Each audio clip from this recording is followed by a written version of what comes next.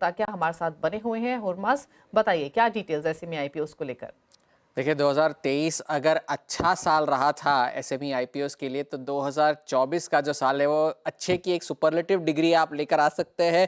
तो बहुत अच्छा, बेहतरीन जो आप कहना चाहे वो कह सकते हैं, क्योंकि 8,700 करोड़ रुपए की रकम एसएमई आईपीओस ने इस साल जुटाई है। और अगर आप पिछले 5 साल की जो रकम जुटाने की अगर आप टैली कर देखें, तो वो पिछले 5 साल के को ऐड करने के बाद 2024 की रकम जुड़ती है, जो 8,700 करोड़ एसएमई आईपीओस ने इस साल जुटाए हैं। अगर ये रकम एक बड़ा नंबर है, तो जितनी बोलियां लगी है वो उससे भी बड़ा नंबर है। 8,700 करोड़ के आईपीओस के लिए 12.5 लाख करोड़ की बोलियां लगी है एसएमई आईपीओस में अब तक इस साल। तो ये एसएमई आईपीओस जो है वो फिलहाल फिर से फोकस में आए थे एक आईपीओ के कारण, एनएसई डीएसी इंफ्रा। ये आईपीओ जो है वो इस साल का सबसे ज्यादा सब्सक्राइब हुआ आईपीओ है। 2000 गुना इसकी सब्सक्रिप्शन हुई, 2210 गुना आप कह सकते हैं। मगर ये बात ध्यान में रखने की जरूरत यह है कि एसएमई आईपीओस की जो साइज होती है वो छोटी होती है, तो सब्सक्रिप्शन के नंबर भी उतने ही बड़े होते हैं।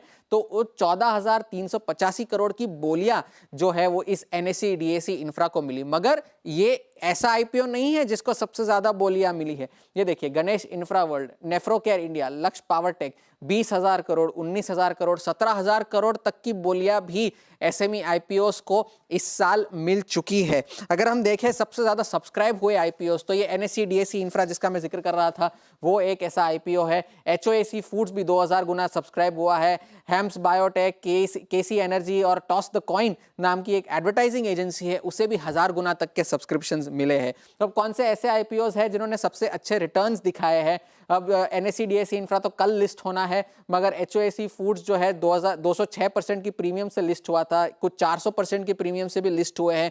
तो अच्छी सब्सक्रिप्शन और अच्छे रिटर्न्स भी देखने मिले हैं। मगर इसका मतलब ये नहीं कि कुछ ऐसे अंडर परफॉर्मिंग आईपीओस नहीं रहे हैं। मगर पहले आउट परफॉर्मर्स पर नजर डाल लेते हैं। ओएस मेटल्स जो है 1000% के रिटर्न्स आईपीओ प्राइस से, कुछ लोगों के 650 से 850% तक के रिटर्न्स भी हमें कुछ एसएमई आईपीओस में लिस्टिंग प्राइस से या आईपीओ प्राइस से हमें देखने मिले हैं। अब अंडर परफॉर्मिंग आईपीओस पर नजर डालते हैं। एमवीके एग्रो है, बवेजा स्टूडियोज है, फिनिक्स ओवरसीज है, ये सारे अपनी आईपीओ प्राइस से आधे या लगभग 60% की गिरावट अब तक दिखा चुके हैं। मान लेते हैं इसमें से हमने उन्हीं आईपीओस को जिक्र किया है जो 3 महीने से ज्यादा ट्रेड किए हो और हाल फिलहाल में लिस्ट नहीं हुए हो।